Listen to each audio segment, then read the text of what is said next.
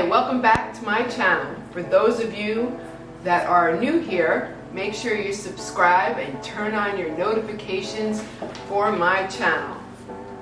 I am Dr. Lisa Forzani, aka the Cooking Chiro, C-H-I-R-O, from Wall Township, New Jersey. Get ready for a special treat. So, my patient had asked me to do this video about what ingredients went into this very special cake of mine. So, have you ever had that recipe that you just wish you had? Maybe your grandmother, your mom had it, but they wouldn't share it with you.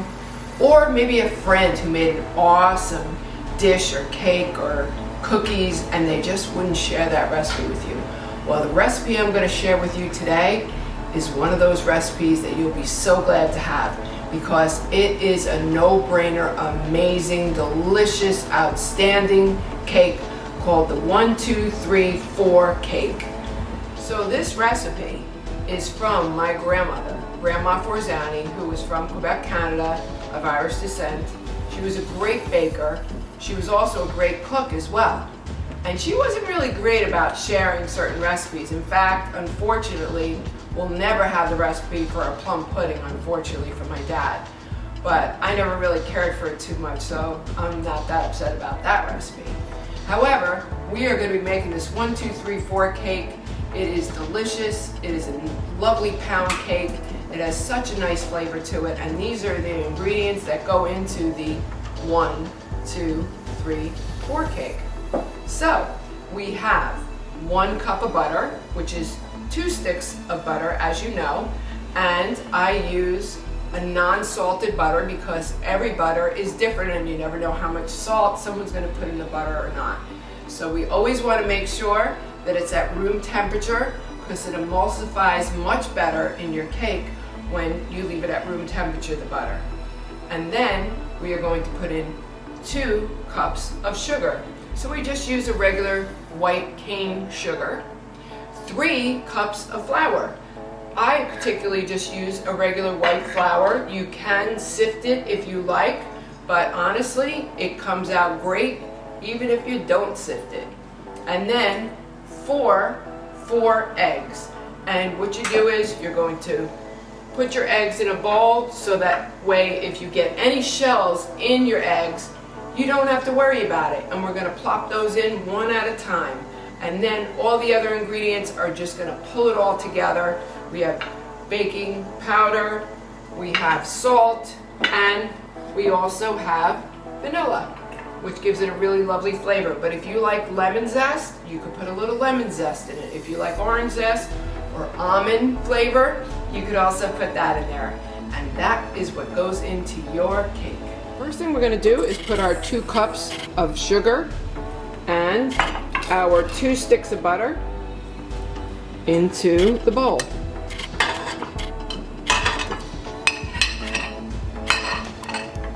And then we're going to blend the butter and sugar together. And you will note that it'll mix together and make almost like a paste.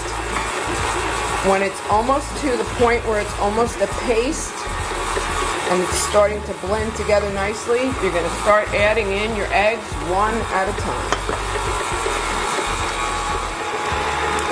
And we're going to blend our 4 eggs in one at a time until they blend together.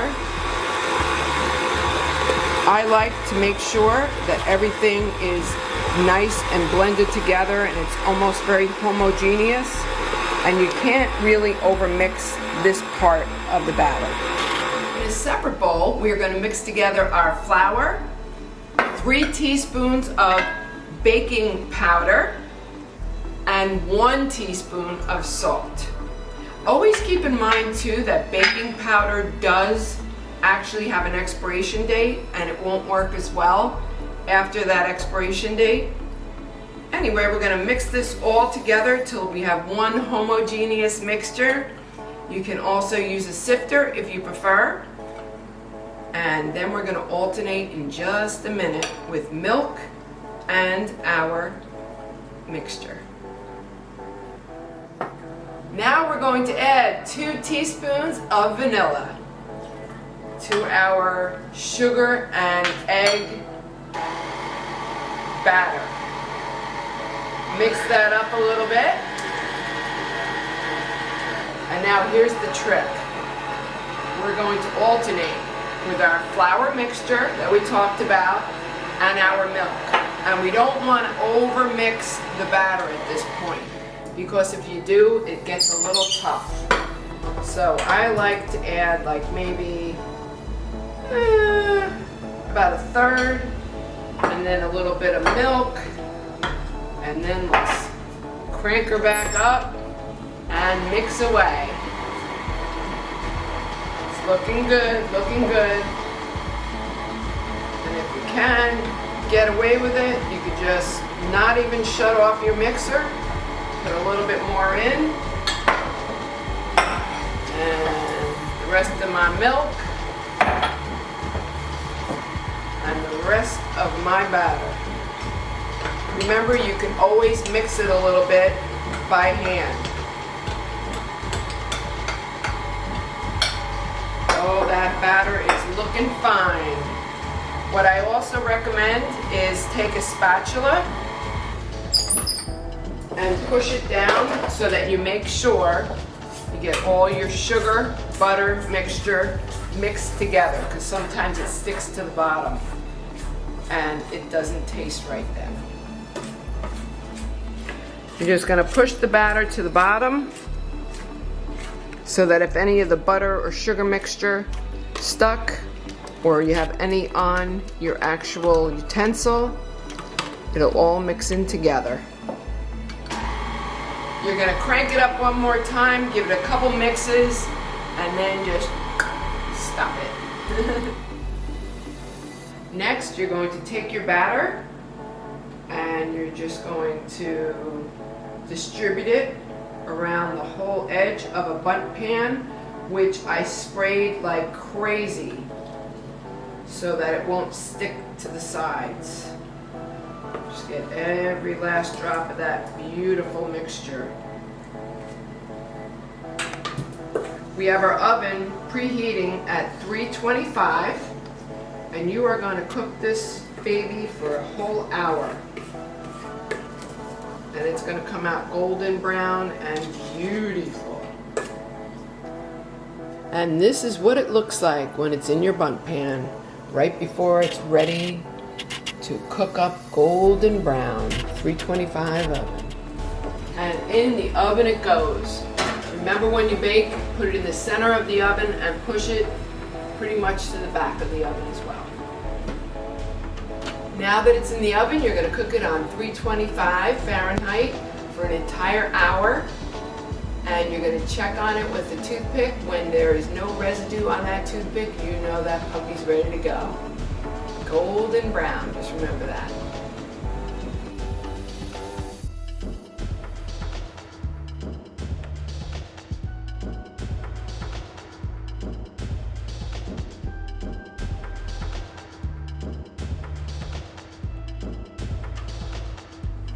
So now what I'd like to do is explain to you a couple different ways that you can serve up this beautiful golden brown bundt cake, which is pretty much like a pound cake. You can either make a glaze for the top, or you can just put powdered sugar on the cake when it comes right out of the oven, and it looks so pretty just to make it look decorative. Or we have actually also put walnuts into the batter, so that's also a family favorite. Another favorite of mine is having the cake, just cubing it up and actually putting that into a beautiful bowl. In another bowl, having heavy whipped cream whipped up with a little bit of powdered confection sugar, which is delicious, and some fresh fruit on the side. I particularly like blueberries and strawberries. And then you can make your own parfait, which is really a lovely treat for your guests.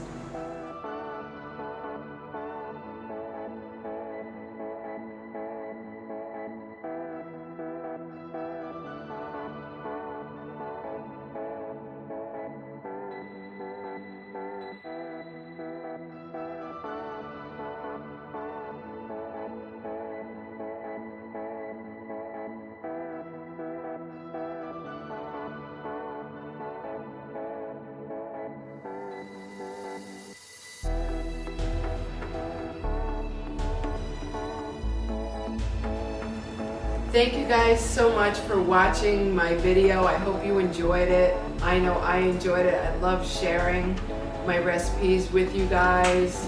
It's just wonderful. If you enjoyed our video, please subscribe and share with your friends, and also comment. Let me know. I want you to tell me, what was a recipe that you really are so thrilled that you were able to get from your family or friends or a grandmother or a mom that you were able to share with others?